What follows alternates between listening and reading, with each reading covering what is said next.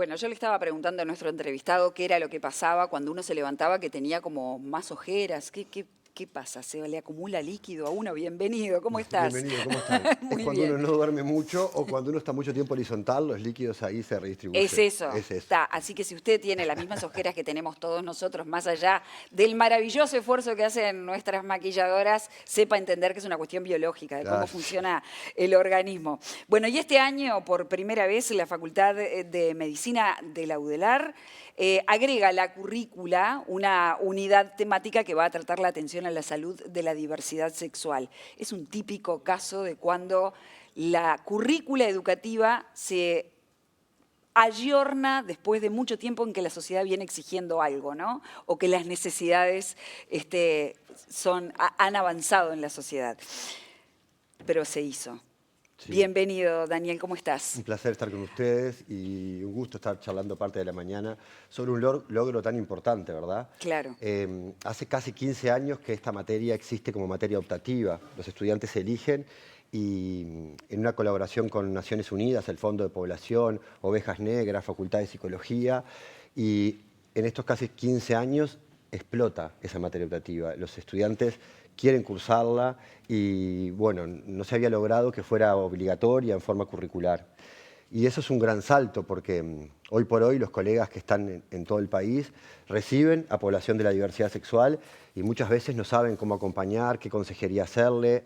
Ni siquiera te diría, por esta falta de formación, saben como los conceptos básicos, qué implica y cuáles son las necesidades específicas de esta población. ¿Y a qué desafíos, si se pueden cuantificar o si se pueden explicitar, se está enfrentando el sistema médico cuando tiene una población que va en aumento, ¿no? Sí, yo creo que lo principal es no hacer daño, porque a veces ocurre, le voy a dar un ejemplo claro que es que la vida cotidiana, una mujer lesbiana, por ejemplo, va a la consulta y muchas veces se va con la indicación de pastillas anticonceptivas.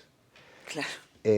Porque desde el otro lado se asume que esa persona es heterosexual y que no quiere gestar. Y bueno, y por suerte cada vez hay más familias diversas, hay familias con dos mamás, con dos papás, con una mamá sola, con un papá solo. Entonces el sistema de salud, pero sobre todo los médicos y las médicas, y quienes tenemos la responsabilidad de formar a esos futuros médicos y médicas, tenemos que dar este concepto de que todas las familias son bienvenidas. Ya las personas sufren un montón de discriminación social, ¿no? Familiar muchas veces, pero el sistema de salud debe cuidar a las personas. Entonces, a veces cuando hacemos una consejería que no es adecuada para la persona, terminamos haciendo un daño porque esa persona no vuelve, porque entendió que esa consulta no fue para ella, fue para otra persona que estaba en el imaginario de ese médico o esa médica. Eso es uno de muchos ejemplos, ¿no? Pero Pero creo ¿cómo que se ese ejemplo aborda, es por ejemplo, puntual. ese caso puntual, ¿no? O sea, ¿cómo tendría que abordar el médico? ¿Tendría que hacer una consulta previa para saber No, yo su creo que orientación simplemente sexual? todos estos años que vengo trabajando el tema, ya 15 años, yo nunca tuve ninguna dificultad de preguntarle a una persona luego de comenzada la consulta, ¿por quién te sentís atraído? ¿Por varones, por mujeres, por ambos, por ninguno? Y la persona contesta con total sinceridad del otro lado y ahí dirigimos la consulta hacia ese lugar. Y si es un varón gay, voy a abordar sexo seguro entre varones. Si es una mujer lesbiana, voy a abordar los vínculos, el sexo seguro entre mujeres. Si es una persona trans, voy a abordar evitar la inyección de productos tóxicos, que se mantenga en el sistema de salud. Hay cifras que son alarmantes. La población de la diversidad sexual tiene el doble de ansiedad, el doble de depresión. La población trans tiene una expectativa de vida de entre 35 y 40 años. Entonces, es ¿Y súper esto por qué importante. se da? ¿Porque acceden, por ejemplo, a cirugías o a tratamientos quirúrgico-estéticos de manera ilegal o por una cuestión de costos o Sí. irregular o por fuera del sistema? Hay toda una red de un sistema clandestino que funciona por lo bajo, pero que las personas acceden fácilmente. A ver. Inyección, por ejemplo, en personas trans, la inyección de aceite de avión, silicona industrial, eso se hace. ¿Aceite de avión? Sí, son ¿Cómo es productos eso? tóxicos que lo que hacen es, se inyectan en cuartos de hotel, casas de personas, etcétera, en forma totalmente fuera de condiciones de asepsia y condiciones mínimas, que es para generar mamas, por ejemplo, o el aspecto de una mama.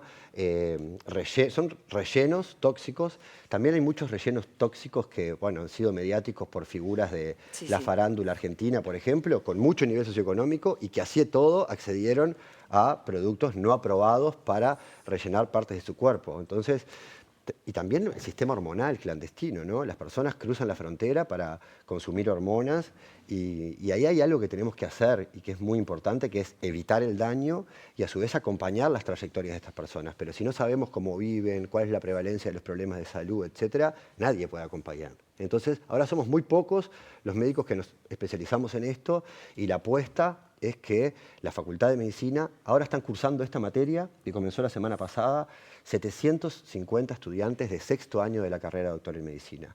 El sueño nuestro que en poquitos años van a ser médicos, van a estar distribuidos en todo el país y van a poder hacer este abordaje formados y formados con calidad.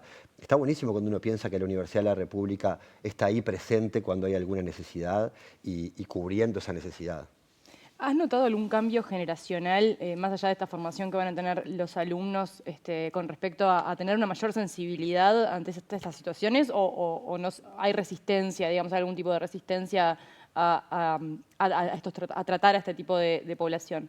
Y bueno, sí, yo creo que hay acá un asunto generacional. Yo trabajo mucho con adolescentes y creo que excepcionalmente esto es un tema para los adolescentes. No sé, quienes tengan hijos o hijas adolescentes desde del otro lado sabrán que esto se puede hablar en forma habitual. Yo cuento siempre, yo soy medio hijo de Cris Morena en mi formación en los medios. Estaba en el interior y miraba contenidos de cosas donde la diversidad sexual ni siquiera aparecía como un tema. No era visible. Creo que, bueno, un poco todos los que estamos acá nos formamos mirando series, novelas, etcétera, que donde una persona trans no existía, un varón gay no existía, y cuando existía, existía desde una mirada de burla. Sí, sí, El la raro. ridiculización. Sí, o ridiculización, Sí, poner sí. al varón gay en ese estereotipo de hiperafeminado y que solamente quiere, afectado, sí, y que sí, solamente sí. quiere tener relaciones sexuales con varones y que es su objetivo. Entonces, ahora, por suerte, cada vez hay más en los medios, en series, en novelas, en personas de la diversidad sexual que se les muestra Como mucho personas, más, sí, y se los no muestra como objetos de... y se los muestra mucho más allá de su identidad de género o orientación sexual. Hay referentes, cantantes, uruguayos, por ejemplo, se me ocurre Mochi, por ejemplo, se me ocurre muchos uruguayos y que mis pacientes los siguen y que ven, más allá de su identidad de género, orientación sexual, un talento. Y eso es súper importante y un ideal a seguir. Entonces creo que en adolescentes se da esto de...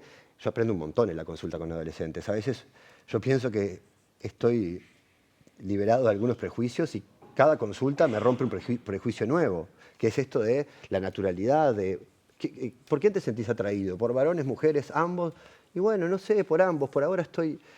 No, creo que en las generaciones mayores hay un tema ahí que sí que es generacional, ni que hablar. ¿Vos decís que esto va a ser transitorio? Es decir, va a llegar un momento en que no sea necesario incluir en la currícula la diversidad sexual porque está totalmente extendida la población. Bueno, ese es el sueño creo que de todos los docentes y de quienes participamos en la formación, de que no sea necesario porque abordemos lo que vayamos a abordar de problemas de salud, ya vamos a tener transversal esta mirada de quien tenemos enfrente puede tener cualquier identidad de género, cualquier orientación sexual. Pero esto, y yo creo que es lo que más cuesta, y volviendo a tu pregunta, no es en el plano de la vida privada de las personas.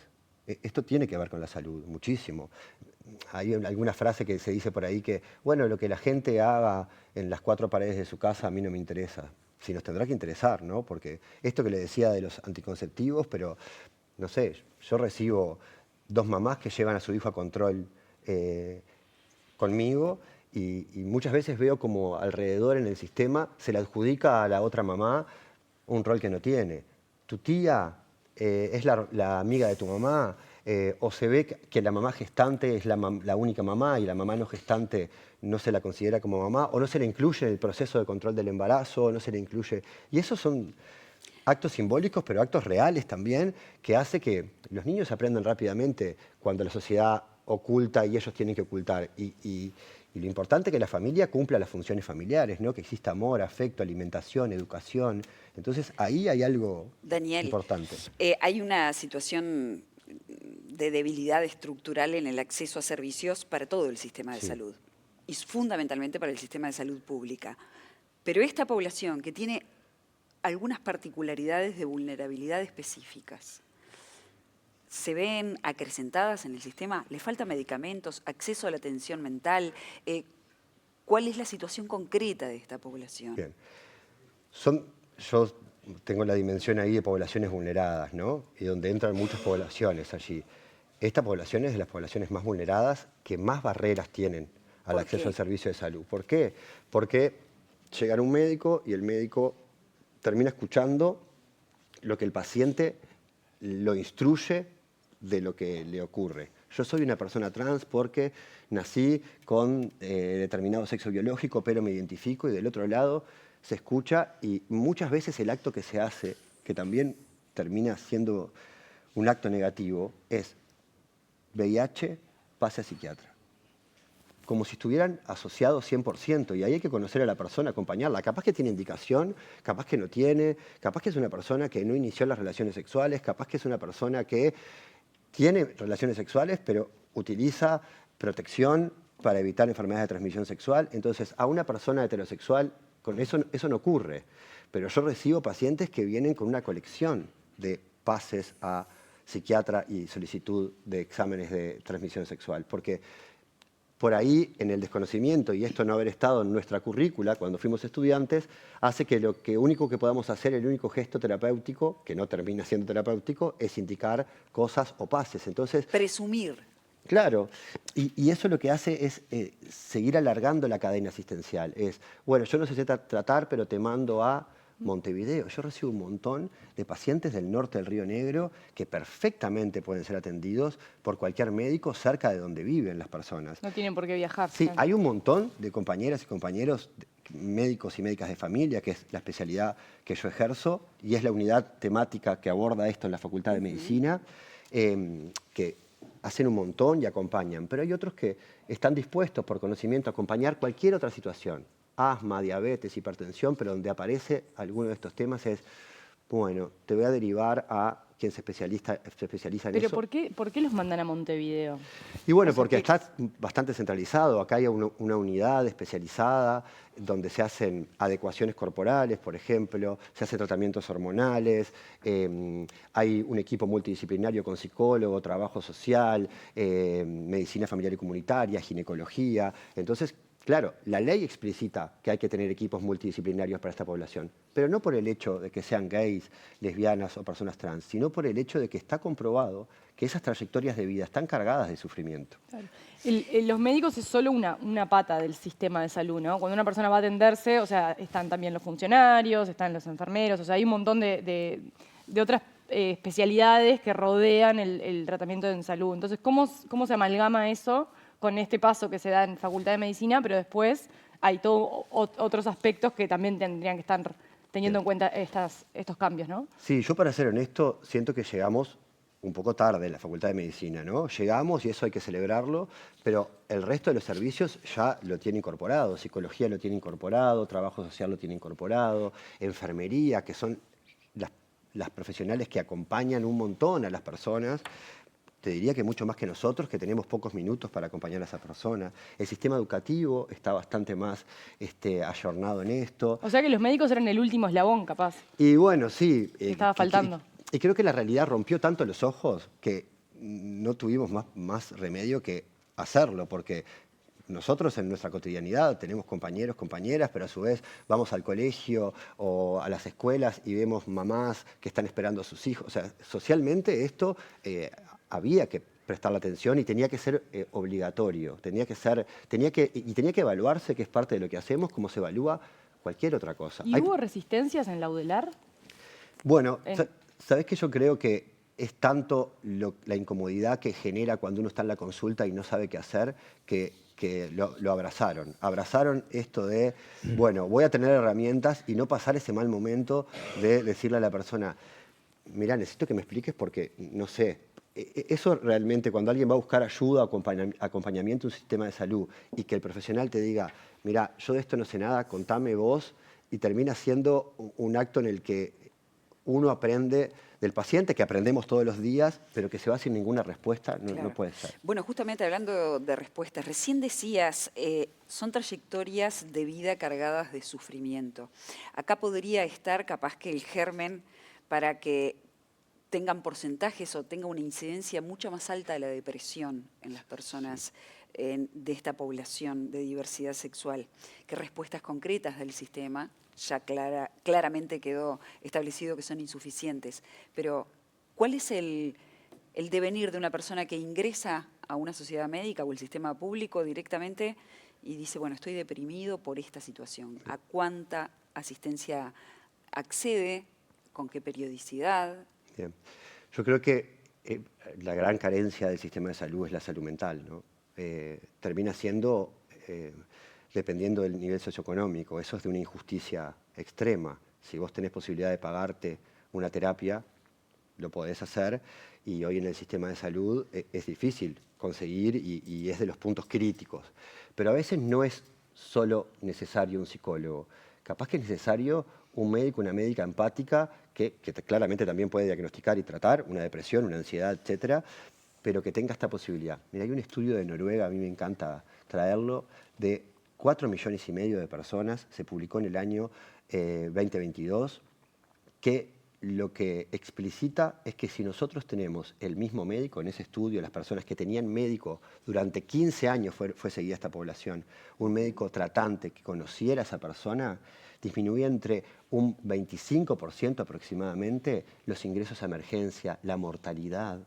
Entonces, si será importante que, y es parte de lo que yo hago y mi especialidad y muchos compañeros hacen, acompañar. Y no es fácil saber acompañar. Tiene habilidades y destrezas específicas. Entonces también esta generación estamos intentando esto, volver a aquello de, recuerdan de que vas a una casa y el mismo médico atiende al hijo, a la hija, participa en el proceso de gestación de unos integrantes. Entonces ya no te tienen que contar nada. Y para los pacientes es difícil ir a un médico cada vez y contarle todo de nuevo.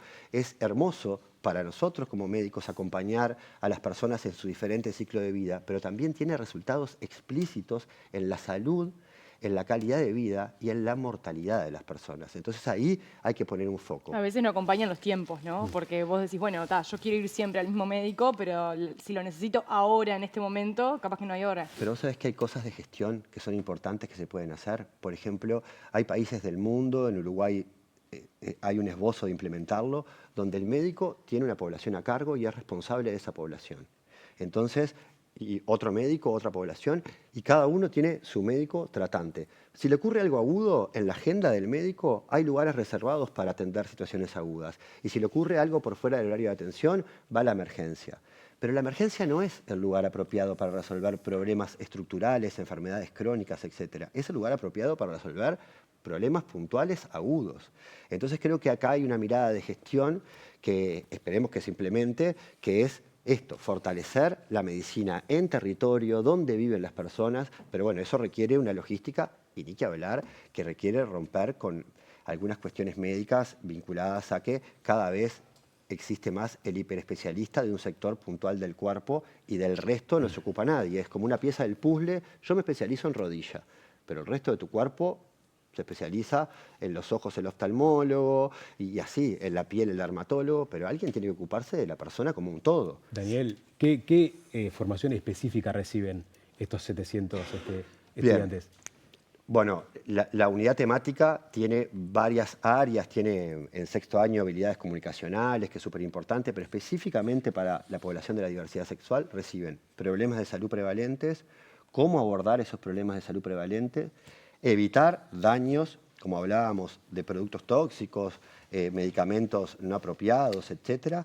Reciben cómo indicar la hormonización en forma correcta, las interacciones, los fármacos, los miligramos, las vías de administración. Digamos, acá no es algo poético que es importante también, pero entender a la persona, escucharla, ser empático, que es fundamental. Si no hay ciencia pura y dura, medicación, miligramos, administración, estudios científicos, qué está comprobado que beneficia a esta población. Y creo que si nosotros mejoramos esta población, mejoramos los indicadores general de la población. ¿Por qué? A ver, ¿cómo se traslada? Porque esta población tiene los peores indicadores. Si nosotros vamos a la población que tiene los peores indicadores, cuando vamos a medir la media, esta población que está en la peor situación levanta a la población en general. Acá adentro hay intersecciones que son importantes. La población de la diversidad sexual, sobre todo personas trans, muchas veces son pobres. ¿Por qué? Porque no acceden a un trabajo o porque fueron expulsadas de su familia, etc. Y también económicamente, a mí me gusta hablar también de la economía, porque acá, al final de cuentas, el dinero es quien determina muchas cosas, en la salud también. Entonces, económicamente, si nosotros abordamos a esta población y evitamos que tenga días de cama de CTI por inyección de productos tóxicos, que muera en forma precoz y tenga años de vida potencialmente perdidos, repercute económicamente. Si está dentro del sistema de salud, no tiene insuficiencia renal por productos tóxicos, por medicación, etc., el gasto en salud es mucho más barato si abordamos antes de que se instale un problema que si dejamos que el problema avance y termine en algo grave, discapacidad o muerte. ¿En algún momento hubo una tensión en el sistema ahí entre, bueno, cómo se atiende a estas personas? ¿Se las atiende separadas del sistema de forma específica, como encapsuladas, lejos de, o lo integramos todo al sistema porque la sociedad es una? Bien, ¿no? Yo adhiero a la segunda premisa. Pero ¿cuál es la lógica real ahora? Bueno, tú me decís, en Montevideo hay clínicas especializadas. Bueno, pero eso no lo separa también del sistema. Sí, pero hay clínicas especializadas con agenda global. ¿A qué me refiero? Específica no es lo mismo que especializada. Está bien, claro. Entonces, hay personas especializadas en esto, que también son médicos y médicas y que atienden a la población general. En un minuto les cuento lo que me pasó con doña Rosa, una señora que iba a la consulta y estaba rodeada de personas de la diversidad sexual, personas trans, se acerca a la consulta y me dijo, ¿vos no atendés en otro horario? Y yo le dije, no, atiendo en este. Porque acá hay personas que yo a mi edad no estoy acostumbrada, no quiero compartir la sala de espera. Y yo le dije, bueno, es el horario que tengo. La conozco hace muchos años, ella siguió yendo y al principio iba con auriculares y se quedaba en la sala de espera como yo acá no miro, no escucho. Y después empezó a acompañar a su hija, una adulta mayor ella, a su hija a los controles del embarazo de su hija. Cuando su hija tuvo el bebé, la llamé a la consulta y después que pasó mucho tiempo de compartir la sala de espera, entró con su hija y le dijo a una persona de la sala de espera, de esas que no quería tener contacto, ¿te animás a cuidar a mi nieto mientras acompaño a mi hija a la consulta? Lo importante de que los espacios sean compartidos. Yo tengo miedo o temor si desconozco quién hay del otro lado, pero estoy en la sala de espera y comento, che, ¿cómo demora el doctor hoy? O, che, ¿cómo está el clima? Y empezás a interactuar y ves que del otro lado la persona básicamente tiene las mismas situaciones que vos, vive por ahí los mismos problemas dentro del sistema de salud. Claro, termina siendo un espacio de integración. Y las salas de espera son espacios de convivencia e interacción, claramente. ¿Algo más? No. No. Bueno, algún día va a llegar el momento en que ver una marcha de la diversidad sea una obviedad. Claro, sí. Ojalá, ¿no? Sí, falta un montón, pero vamos en camino. Yo creo que este paso que dio la Facultad de Medicina y la Universidad de la República va a apostar mucho que por lo menos en los médicos y las médicas en un par de años haya mayor acceso para las personas y haya respeto, empatía, etc. Así que vamos por ese camino. Agradezco un montón este intercambio con ustedes. Un placer tenerte, fue valioso.